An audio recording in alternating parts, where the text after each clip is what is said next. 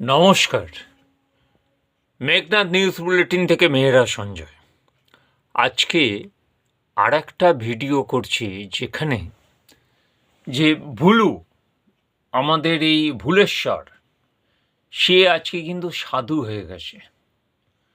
ও মাছ মাংস কোনো কিছু খাচ্ছে না, শুধু খাচ্ছে শসা, আলু, তারপর হচ্ছে যে এই আপনার আঙ্কেল চিপস, এইসব জিনিস ছাড়া ও কিচ্ছু খাচ্ছে না।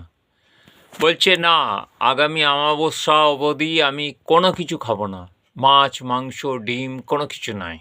এই ভুলুকে আজ দেখছেন সাধু হয়ে গেছে, সন্ত।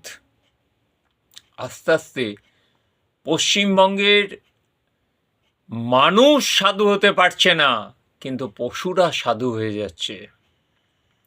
এটা কি অন্য ইঙ্গিত?